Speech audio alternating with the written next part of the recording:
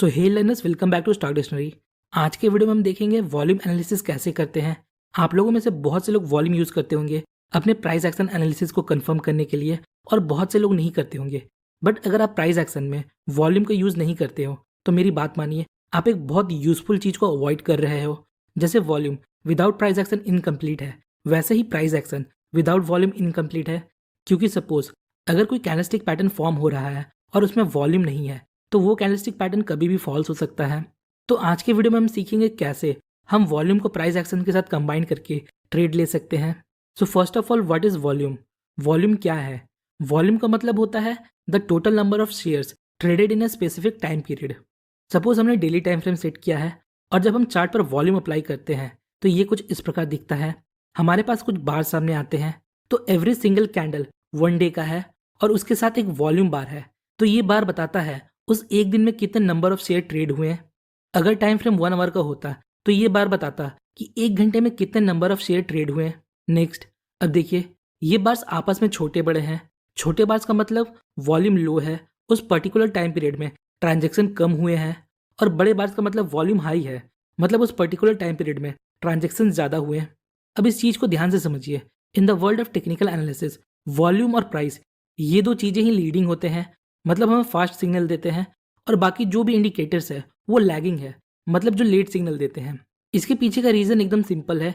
देखिए, जो भी इंडिकेटर आप यूज़ करते हो वो या तो प्राइस से बना होता है या वॉल्यूम से बना होता है, या वॉल्यूम और प्राइस को मिक्स करके बनता है।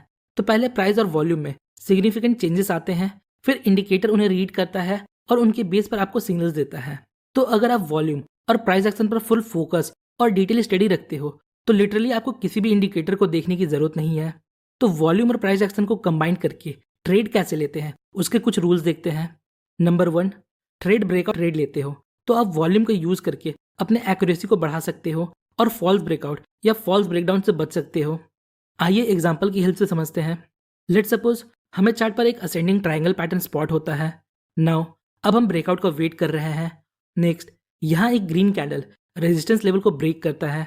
अब देखिए, जेन्युइन ब्रेकआउट को कैसे आइडेंटिफाई करना है। अगर इस ब्रेकआउट कैंडल का वॉल्यूम इस रेंज पीरियड के एवरेज वॉल्यूम से हाई है, so there is a high probability ये ब्रेकआउट जेन्युइन हो सकता है। नेक्स्ट, यहाँ देखिए, ये हमारा रेजिस्टेंस लेवल है। चूंकि प्राइस इस लेवल को हिट करता है और यहाँ से रिवर्स हो जाता है। अब देखिए, प्राइस वापस इस लेवल को अप्रोच करता है और रेजिस्टेंस लेवल को ब्रेक कर देता है। अब इस कैंडल को देखिए, हम लोगों में से बहुत से लोग कंफ्यूज होंगे। इस कैंडल को देखकर हम सोचने लगेंगे क्या ये ब्रेकआउट हुआ है या नहीं हुआ, क्योंकि इस कैंडल का फॉर्मेशन ही कुछ ऐसा है, और हम इस ट्रेड को अवॉइड कर देंगे। बट आगे देखिए क्या होता है, मार्केट इसी कैंडल के ब्रेकआउट पर ऊपर चला जाता है। तो ऐसा क्या था इस कैंडल में? आइए इस कैंडल का वॉल्यूम एक बार देखते हैं। इस कैंडल का वॉल्यूम एवरेज कैंडल के वॉल्यूम से ज़्यादा है। देखिए, जब बिग प्लेयर्स मार्केट में बाई करते हैं तो वो ये ध्यान रखते हैं कि कैंडल बड़ी ना बने। उसके लिए जितनी क्वांटिटी आती है ये एब्जॉर्ब कर लेते हैं, जिससे कैंडल बड़ी नहीं बनती।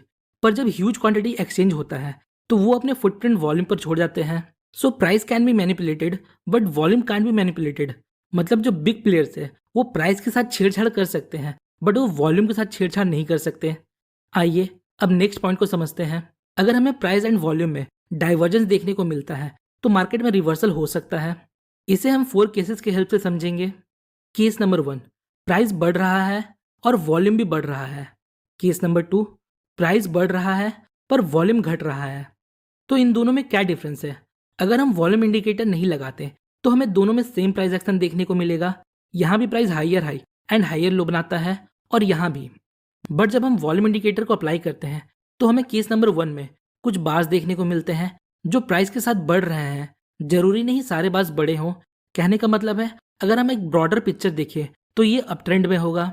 नेक्स्ट, अगर आप वॉल्यूम सेकंड केस में देखते हो तो आपको दिखेगा या तो वॉल्यूम फ्लैट है या डिक्रीज हो रहा है। तो इन दोनों में डिफरेंस क्या है, हमें इससे पता क्या चलता है?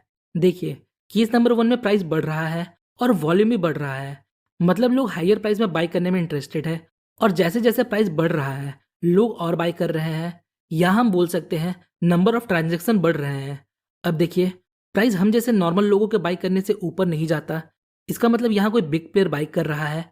तो अगर उन लोगों को हायर प्राइस में भी बाई करने में इंटरेस्ट है तो वो प्राइस को आसानी से नीचे आने नहीं देते। तो इसका मतलब ये एक स्ट्रॉन्ग ट्रेंड है।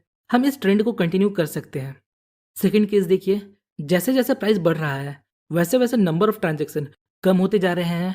सपोज जब प्राइस 500 का था तो इतने नंबर ऑफ ट्रांजेक्शन हो रहे थे, और जैसे प्राइस 550 होता है नंबर ऑफ ट्रांजेक्शन कम होते जाते हैं। इसका मतलब ज़्यादा लोग यहाँ महंगे में खरीदने में इंटरेस्टेड नहीं है, बट इसका मतलब ये बिल्कुल नहीं कि ये बेरिस है, ये एक वीक ट्रेंड है। तो हम ये समझ सकते हैं यहाँ बिग मनी इन्वॉल्व नहीं है। हमें ऐसे ट्रेंड को अवॉइड करना चाहिए, क्योंकि ये ट्रेंड आगे जाकर रिवर्स हो सकता है या साइडवेज हो सकता है। आइए अब केस नंबर 3 एंड 4 को समझते हैं। केस नंबर 3, प्राइस गिर रहा है बट वॉल्यूम बढ़ रहा है। केस नंबर 4, प्राइस गिर रहा है और वॉल्यूम भी कम हो रहा है।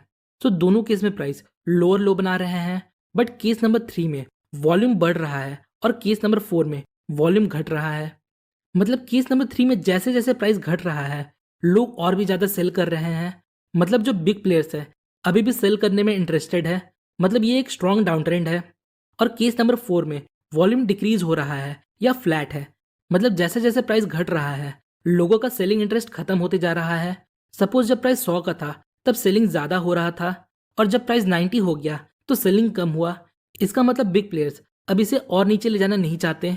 तो यहाँ से प्राइस या तो साइडवेज चला जाएगा या ऊपर चला जाएगा, क्योंकि जो प्लेयर्स मार्केट को गिरा रहे थे अब उनको मार्केट को गिराने में